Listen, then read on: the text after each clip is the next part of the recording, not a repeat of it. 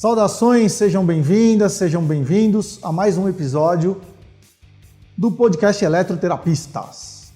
Nós vamos continuar falando, das contrações musculares eletricamente induzidas e hoje eu vou falar com vocês sobre os principais parâmetros para essa estimulação. O que eu estou chamando de parâmetro para quem não está muito familiarizado com o termo, Quando a gente está de posse de um equipamento de eletroestimulação, nós temos alguns botões ali que a gente vai ter que alterar ou manipular aqueles parâmetros, Então, basicamente, a gente vai falar na intensidade, cujo nome mais correto seria chamar de amplitude, a frequência, que é a taxa de emissão dos pulsos, o tempo de duração de cada pulso, temos que falar nas rampas, temos que falar no tempo de estimulação versus o tempo de descanso entre uma contração e outra, o número de repetições dentro de uma série, intervalo entre séries, quantas séries a gente vai fazer. E claro, isso tudo vai depender do seu objetivo terapêutico, tá certo? Então o podcast de hoje a gente vai tentar abordar esses principais parâmetros, dando as principais dicas e vocês vão ver como é muito fácil a gente colocar o nosso aparelho para gerar aquilo que a gente deseja no paciente, de forma realmente muito tranquila, tá bom? Então, se isso faz sentido para você, se você acha que isso pode te ajudar, fica com a gente aqui.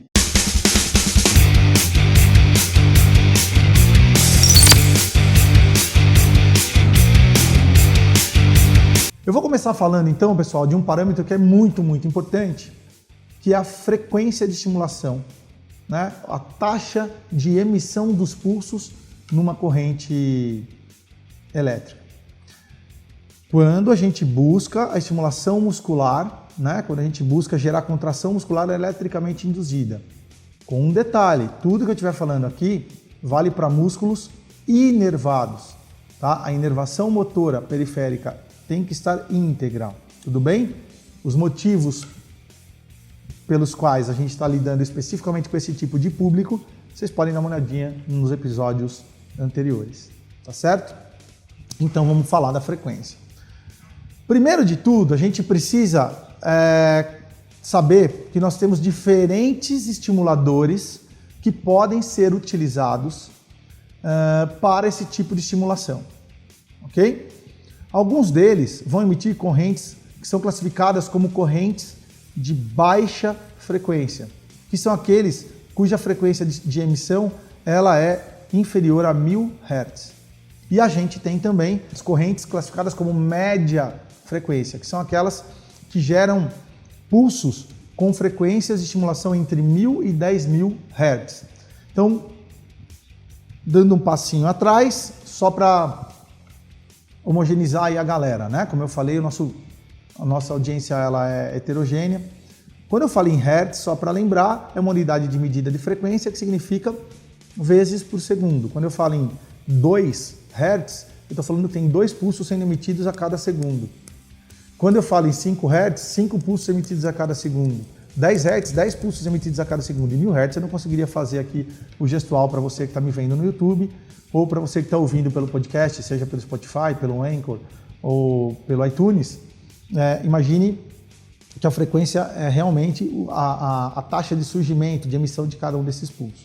Como nós já comentamos também anteriormente, essa estimulação elétrica, ela visa gerar um potencial de ação lá no motoneurônio inferior, e esse motoneurônio inferior, uma vez se despolarizando e gerando potencial de ação, ao chegar na placa motora, ele vai liberar acetilcolina, ok? Como nós sabemos, a acetilcolina ela vai despolarizar os retículos sarcoplasmáticos. A partir daí é uma despolarização da fibra muscular, a passagem de corrente elétrica na fibra muscular, liberando o cálcio. O cálcio então se liga à troponina, à tropomiosina, modifica a conformação estrutural dessas moléculas, fazendo com que os sítios de ligação entre a quitina e miosina fiquem expostos e eles possam se ligar. A partir daí, se eu tenho ATP, que com a ação da ATPase vai se quebrar em ADP mais fósforo inorgânico e energia, essa energia vai fazer com que a miosina, que já está ligada à actina, possa movimentar a sua cabeça, fazendo com que haja um deslizamento entre os miofilamentos deslizantes, gerando a contração, tá? Então nós vamos usar a corrente pensando nisso. É claro que a própria corrente elétrica também pode gerar despolarizações na própria fibra muscular, mas quando eu falo numa estimulação de um músculo inervado, eu estou pensando em usar essa corrente objetivando este nervo motor, porque como ele tem menor impedância do que o músculo, eu vou precisar de uma menor quantidade de corrente para gerar o mesmo efeito, para estimular ou para excitar o mesmo ou o maior número de fibras musculares possíveis. Dado que é a soma das fibras musculares que são contraídas que vão gerar a força que o músculo vai poder realizar, quanto maior o número de fibras musculares estimuladas, contraídas, maior a força que esse músculo vai gerar. Tudo bem? Um resuminho que até a gente já falou um pouco mais cuidadosamente nos episódios anteriores. Mas então, o que eu quero passar para você nesse primeiro momento é o seguinte. Quais são as melhores frequências para o uso de correntes elétricas quando o meu objetivo é gerar uma contração muscular eletricamente induzida? Para a gente responder essa pergunta, eu preciso lembrar que o meu músculo ele vai poder fazer dois tipos de contração. O primeiro tipo de contração, que é aquela que muitas vezes a gente vai buscar, é a contração tetânica, que é aquela contração mantida, ok? Por que na maior parte das vezes a gente vai usar esse tipo de contração? Porque, por exemplo, quais são mesmo os objetivos pelos quais eu posso querer me valer da corrente elétrica para induzir a contração muscular? Para ganho de força, para a realização de um treino funcional, para a estabilização de um membro ou de uma articulação, certo? Então, nesse caso, sempre eu vou precisar que essa contração ela aconteça e se mantenha, tudo bem? E a gente pode ter também contrações mais cíclicas, não tetânicas, né? A frequência, ela é responsável, entre outras coisas, por gerar um ou outro tipo de contração. Se a gente buscar a literatura, a gente vai ver que há uma pequena divergência entre os autores que dizem que para que eu passe a ter uma contração tetânica, ou seja, sustentada, mantida, eu preciso ter frequências de 20 Hz ou superiores. Alguns autores vão falar 30 Hz, alguns autores vão dizer 40 Hz, alguns autores vão dizer 10 Hz. Na nossa prática clínica, a gente percebe que a partir de 20, 25 Hz, via de regra, para a maior parte dos pacientes e para a maior parte dos músculos tratados e envolvidos, a frequência superior a 20 ou 25 Hz é suficiente para gerar uma contração tetânica. Frequências inferiores a isso vão gerar contrações clônicas ou não tetânicas, contrações em que você percebe que há contração e relaxamento do músculo, ok? Dentro daquela frequência de estimulação. Em algumas situações isso pode ser requerido, inclusive, tá certo? Então, vou citar aqui alguns casos, né? Poxa, eu quero trabalhar, eu tenho um paciente que está restrito ao leito e que começou a apresentar, por conta desse tempo de manutenção no leito, edema em membros inferiores. E eu gostaria de gerar contrações musculares para que, com isso, eu consiga melhorar o retorno venoso, o retorno linfático, para buscar, então, uma diminuição desse edema. Alguns autores vão sugerir que você trabalhe com frequências baixas para que o músculo fique contraindo e relaxando, tá? Outros vão trabalhar com frequência um pouco mais alta, mas aí vão trabalhar um outro parâmetro, que é o T-on e o T-off, em tempos mais curtos, para fazer uma contração tetânica e um relaxamento. Embora você também esteja fazendo contração e relaxamento, mas o tempo de duração dessas contrações ele é um pouco maior do que quando eu penso, por exemplo, em estimular um músculo com uma frequência de 3, 4, 5 Hz, que significa que ele vai contrair 3, 4 ou 5 vezes em um segundo. É uma contração mais rápida, mais curta, normalmente de menor intensidade. Cris, para de enrolação e vamos direto ao ponto. Qual é a frequência mais indicada para esse tipo de estimulação? Como eu estou dizendo para vocês, na maior parte das vezes eu vou querer uma contração tetânica. Então, lembrem-se, o aparelho, o eletroestimulador, ele tem que ser usado para gerar no seu paciente aquela contração muscular que você gostaria de gerar lá no seu programa cinesioterapêutico. Então, se eu quisesse fazer uma contração máxima e mantida por 5 segundos, o meu aparelho vai ter que ser parametrizado para gerar esse tipo de contração. Na maior parte das vezes, como eu disse, nós vamos querer contrações tetânicas. E se eu quero contração tetânica, eu vou trabalhar com frequências superiores a 20, 25 Hz. Tá? E via de regra, a gente vai trabalhar num arco aí de possibilidades que vai variar entre 20 e 80 Hz. Se vocês forem buscar literaturas um pouco mais antigas, eles vão sugerir que você olhe para qual tipo de fibra você pretende gerar essa estimulação, ou, pensando no músculo que você vai estimular, qual é a composição desse músculo, olhando para os diferentes tipos de fibras, se eu tenho mais fibra tônica, se eu tenho mais fibra fásica, tá? E é muito comum a gente encontrar em blogs, em livros, em textos mais antigos, sugerindo o seguinte: olha, se você vai trabalhar músculos que têm fibras preponderantemente tônicas, você trabalha com frequências menores, 20, 30, 40 Hz.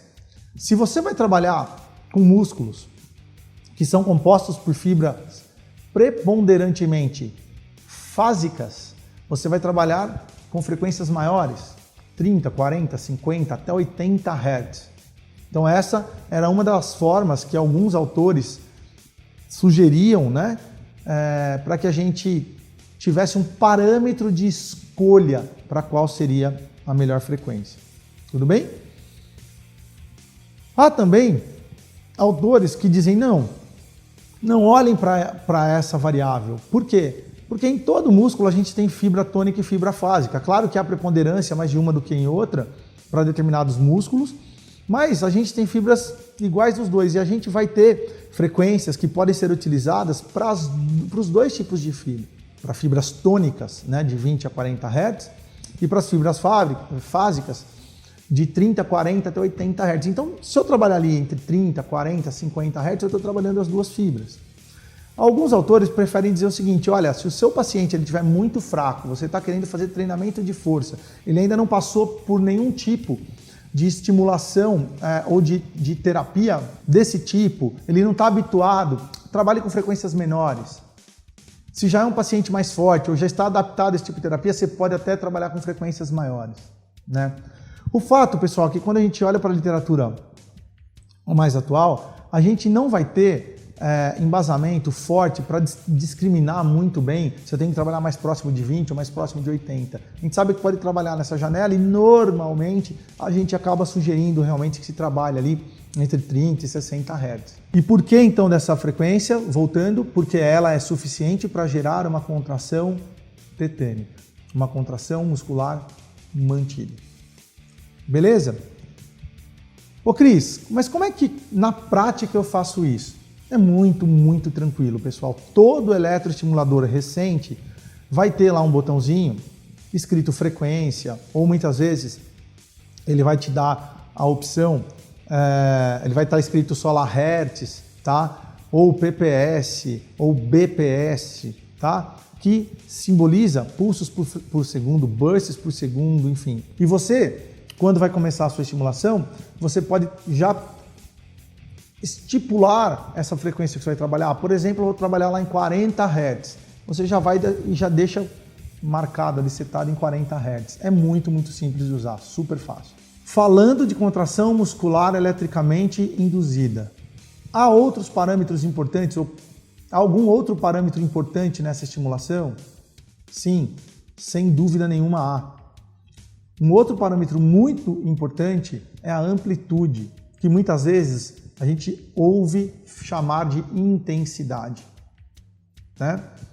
Por que ele é muito importante? Veja, para que a corrente elétrica possa gerar efeitos no seu músculo, ela vai precisar ter uma carga elétrica suficiente para vencer a impedância ou a resistência dos tecidos, a passagem da corrente e gerar a despolarização do seu nervo motor.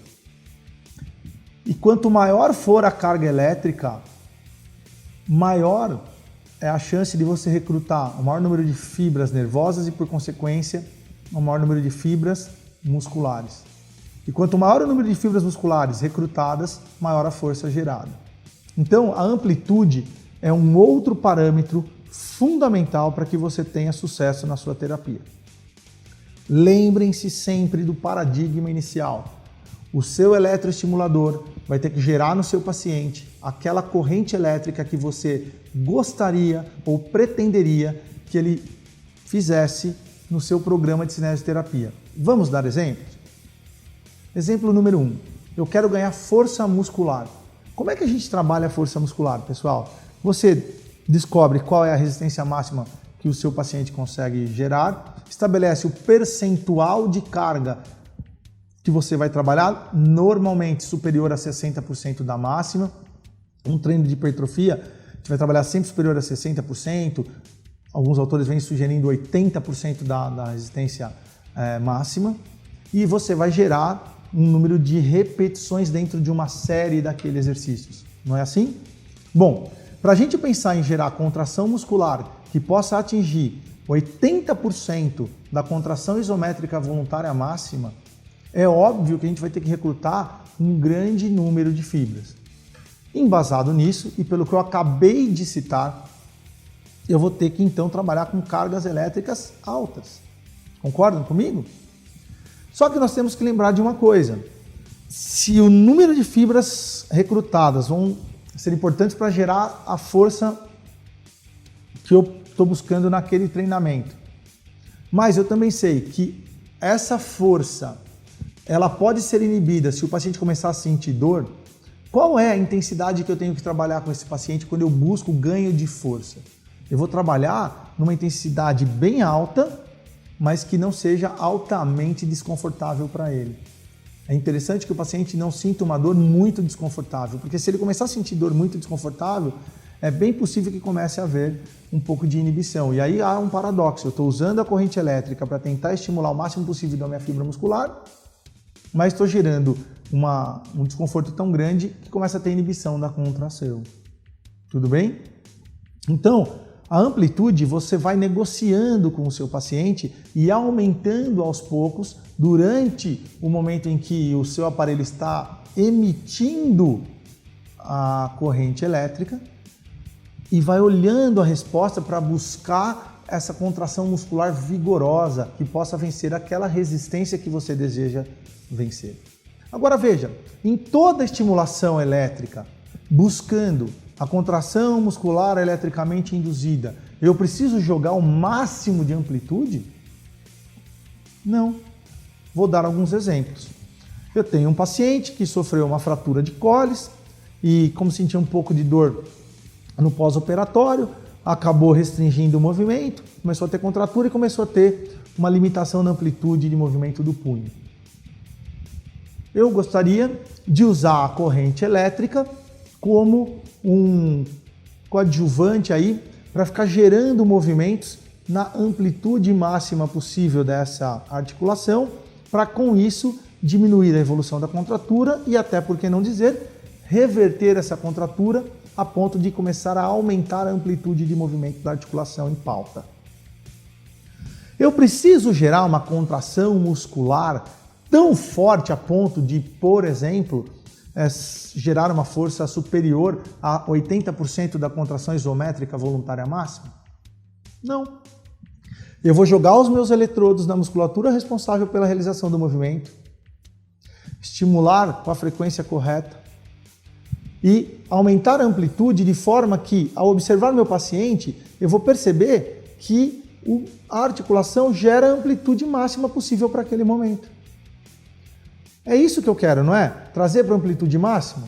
Então pronto, eu não preciso jogar uma corrente alta. Ela vai ter que ter uma magnitude suficiente para gerar o máximo da amplitude que o paciente consegue gerar. Apenas isso. Vamos pensar em uma outra situação, até interessante. Tem um estudo que foi publicado agora bastante recentemente, agora em 2019, eu estava tentando ver a data aqui, mas é agora, desse ano, né, em que os autores da Universidade de Bournemouth avaliaram a efetividade da estimulação elétrica neuromuscular para redução de edema, né? É uma revisão sistemática. Eu vou deixar para vocês esse artigo nas redes sociais da Instituto Imparare. E para quem está me acompanhando na live hoje, eu estou gravando aqui esse podcast, mas tem um pessoal que está acompanhando na live aqui. Eu deixo embaixo aí para vocês o link para ter acesso na íntegra desse estudo, né? O pessoal então avaliou o uso da corrente elétrica para melhorar o edema. E eles perceberam que há sim evidência de que a gente pode usar esse recurso para este desfecho, certo? Então, pergunto para vocês, se você tem um paciente que está acamado, que está com retorno venoso comprometido, começa a ter edema de membro inferior, se você não tem eletroestimulação, o que você...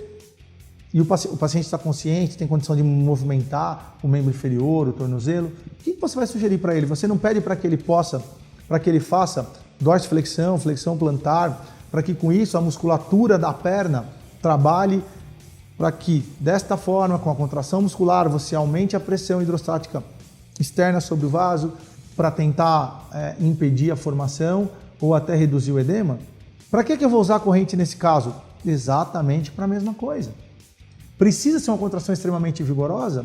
Não.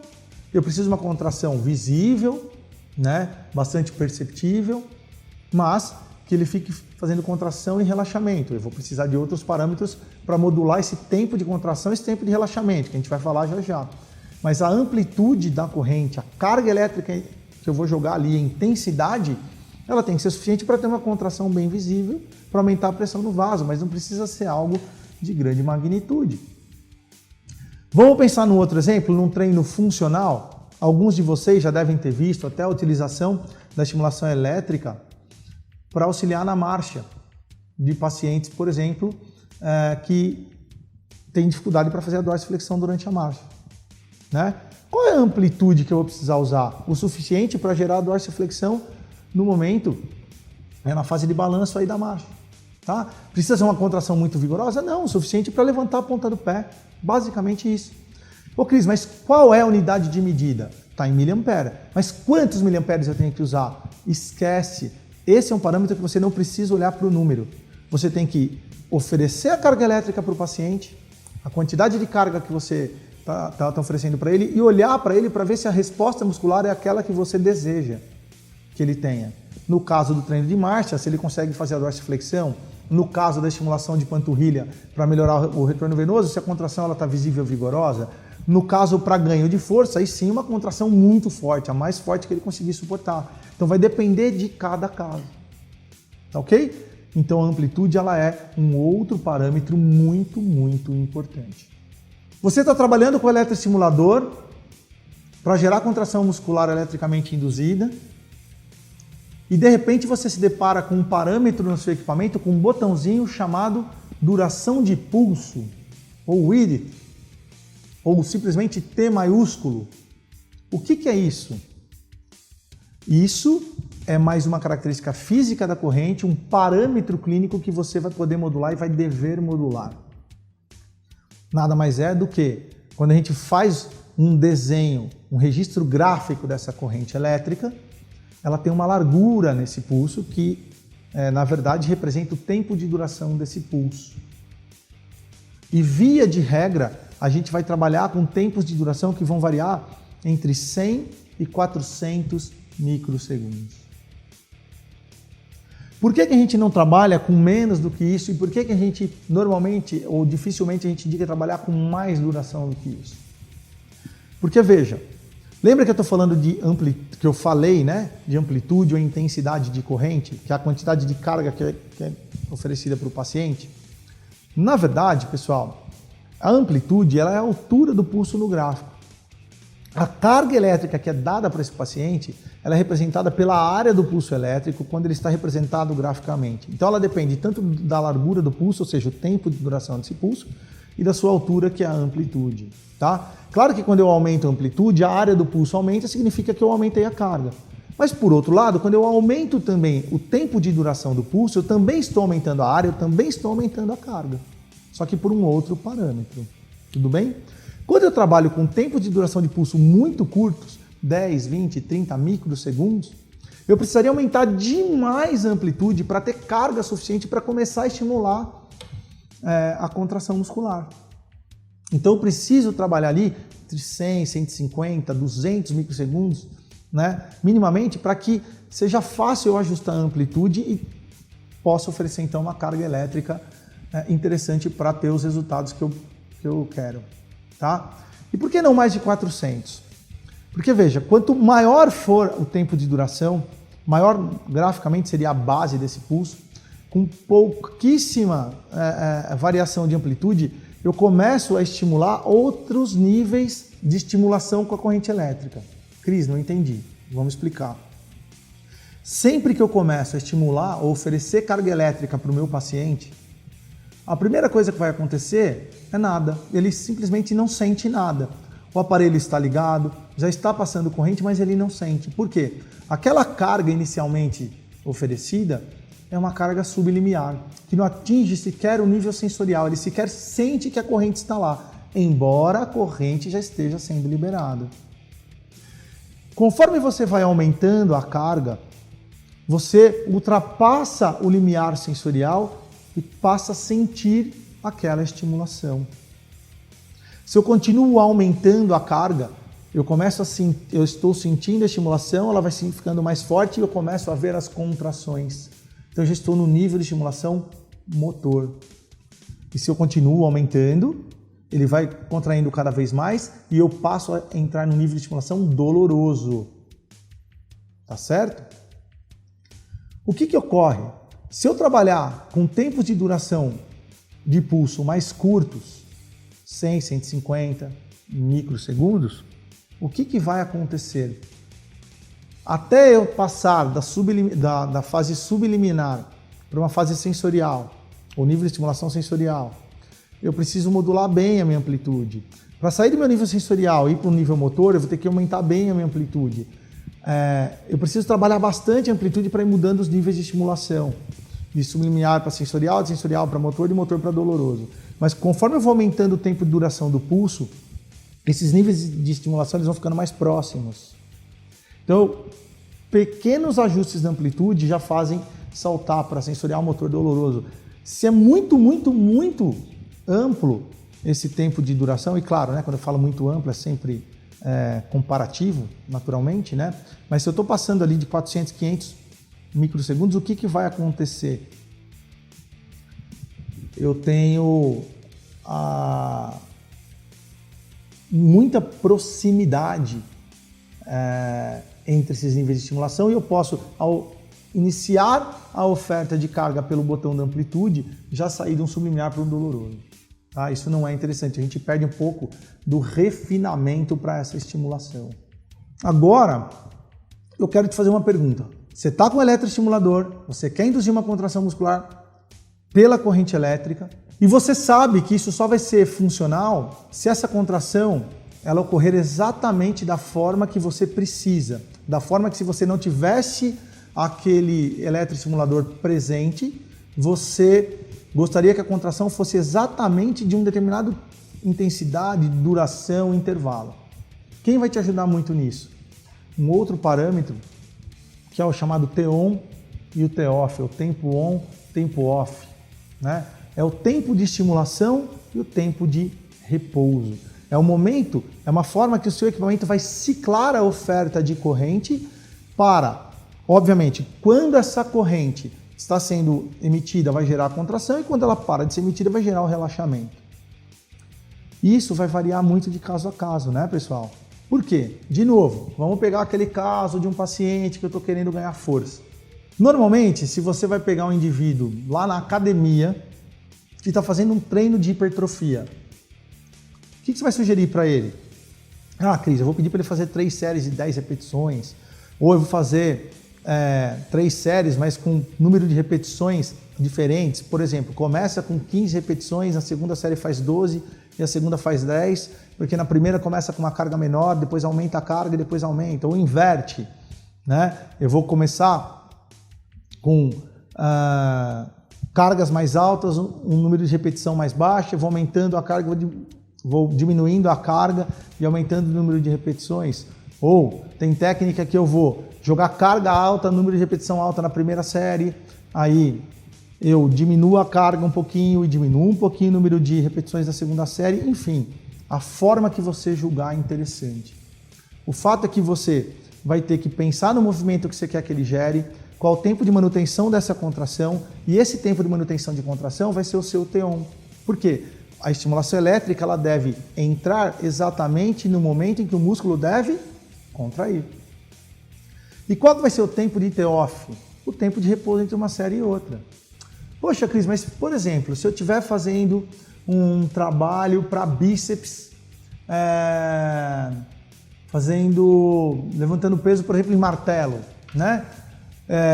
Posição neutra de antebraço, e quero trabalhar, por exemplo, de 90 ao máximo de flexão apenas, eu vou levar aí 2 segundos de contração e 2 segundos de relaxamento. Só T1 vai ser de 2 segundos, relaxamento 2 segundos. Tá certo? E aí, você tem um ciclo on-off, contração, relaxamento, que duraria 4 segundos, por exemplo. Concorda? Se eu quero fazer 10 repetições, qual é o tempo de tratamento que eu vou pôr ali? Bom, são 2 segundos para contrair, 2 segundos para relaxar, são 4 cada ciclo, quero que ele faça 10 séries, são 40 segundos, eu vou colocar 40 segundos, 2 on e 2 de off. Ele vai fazer 10 repetições, quando ele terminar a 10ª, o aparelho vai desligar. Então, você precisa ver quanto tempo de manutenção você quer da contração e quanto tempo de relaxamento. Quando a gente olha a literatura, a gente tem algumas sugestões que parecem ser interessantes. Vamos dar exemplo para você que está trabalhando com um paciente que acabou de sair de um pós-operatório ou que está há muito tempo imobilizado e está bastante fraco. O que você espera? A força de contração vai ser pequena, pode ter contratura de tecidos moles e o tempo de fadiga vai ser curto também. Então, para evitar que essa fadiga aconteça muito precocemente, o que a gente faz? A gente faz tempos de manutenção da contração menores e longos tempos de relaxamento entre uma série e outra. Então, até se preconiza muitas vezes uma relação de 1:2 ou 1:3. O que é isso? Para cada segundo de contração, 2 ou 3 de relaxamento. Então eu posso, por exemplo, pedir para o meu paciente realizar a contração durante 5 segundos, 1, 2, 3, 4, 5 e relaxar por 10 ou 15. Para quê? Para ter bastante descanso entre uma série e outra, a fim de não fadigar tão precocemente. Porque se ele entrar em fadiga, vai acabar o treinamento. Conforme o seu trabalho com o paciente vai se tornando mais frequente, o que vai acontecer? Ele vai sendo mais resistente à fadiga, ele vai gerando mais força, você pode ir diminuindo esse tempo de intervalo até o momento que você pode trabalhar aí, por exemplo, uma relação de 1:1, o mesmo tempo de contração para o tempo de relaxamento. Agora, se o seu paciente ou o seu cliente é mais forte, ele está hipertrófico, o que você pode fazer? Ele supera bastante a carga, ele não entra tão rapidamente em fadiga, você pode até inverter. 2 tempos de contração para 1 de relaxamento dentro de cada série. E por fim, pessoal, eu quero comentar sobre mais um parâmetro, que é um parâmetro que em alguns casos ele é fundamental, que são as chamadas rampas. O que são as rampas? Você tem lá um eletroestimulador para gerar uma contração muscular eletricamente induzida. Só que dependendo do caso, eu não posso fazer com que, a partir de um momento de repouso, quando entre um momento de estímulo, essa corrente ela chegue muito rápido. Vou dar um exemplo. Eu tenho um paciente que sofreu um acidente vascular cerebral e eu estou trabalhando a musculatura antagonista da espástica. O que eu preciso? Que aquela musculatura antagonista da espástica ela vai se contraindo lentamente, porque a gente sabe que a espasticidade é velocidade dependente. Se, por exemplo, eu pegar o membro superior afetado de um paciente pós-AVC, que está em padrão flexor, e eu quero, por exemplo, estimular a musculatura extensora de punho e dedos para quebrar esse padrão flexor de punho e dedos. Se eu permitir que a corrente chegue de forma vigorosa, muito rápida, o que vai acontecer? Vai aumentar a espasticidade. Porque é como se você estivesse estirando a musculatura espástica em alta velocidade. O que acontece? Aumenta a espasticidade. Então o que eu preciso? Colocar uma rampa. O que é uma rampa? É o tempo que vai demorar para sair de 0 de carga até o máximo de carga que você definiu e essa definição foi dada pela quantidade de contração que você quer, mas que vá oferecendo muito lentamente, vai aumentando lentamente a oferta dessa carga para que as fibras musculares vão se contraindo lentamente, vai entrando cada vez mais fibra mais lentamente, porque isso você vai cedendo a espacidade do outro lado e mantendo o controle e a força da musculatura estimulada. Então, dependendo do caso, as rampas são fundamentais. Em outros casos, elas servem para, por exemplo, dar um pouco mais de conforto, para o paciente não assustar, sei lá, estou treinando força, vou dar uma carga bem grande, como eu disse para vocês, eu quero trabalhar 80% da contração isométrica voluntária máxima, eu vou precisar de uma carga bem grande. Você imagina, você sai do repouso e vai para a contração numa pancada dessa, assusta, é desconfortável. Então você pode pôr uma pequena rampa ali para o paciente sentir, vai começar a estimular, começou e puxou tudo. Legal, 2, 3 segundinhos.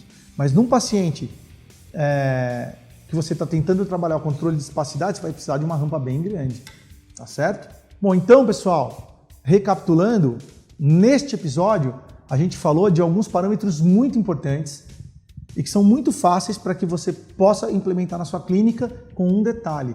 Você vai garantir que você, somando todos esses conhecimentos, vai atingir de 50% a 250% de melhora nos resultados do que se você trabalhar com esses parâmetros de forma equivocada. Então falamos da frequência, da amplitude, do tempo e duração de impulso, do tempo on e tempo off e de rampa. Tá legal? Espero que seja útil para vocês. Não tenha medo do seu equipamento. Agora você já reconhece o que significa cada um dos botões, cada um dos parâmetros, o que eles fazem. Põe em prática, teste em você, faça no seu paciente, tá bom? Se você tiver alguma dúvida e você estiver ouvindo a gente pelo Spotify, pelo Anchor ou pelo iTunes, entra lá nas redes sociais do Instituto Imparare e deixa a sua dúvida. Fala, olha, estou vendo aqui o episódio do Eletroterapistas e eu fiquei com dúvida nisso início, vou ter o maior prazer de te responder. Se você está assistindo a gente pelo YouTube, deixa aqui nos comentários mesmo, tá bom? Não esquece, ajuda a gente aí se você estiver no YouTube, se inscreve no canal, dá um like nesse vídeo se você acha que ele foi útil para você. Tudo bem? E eu queria aproveitar para fazer um último convite. Além do podcast Eletroterapistas, a gente tem um grupo fechado de pessoas que recebem conteúdos exclusivos, notificações de quando a gente tem novos conteúdos, indicações de vídeos, indicações de textos e discussões sobre eletrotermofototerapia para todo tipo de profissional da saúde que trabalha com esses recursos, tá? Você já tem o aplicativo do Telegram? Não tem? Então baixa. Se você já tem, procura lá o canal Eletroterapistas, ok? Muito obrigado, um grande abraço.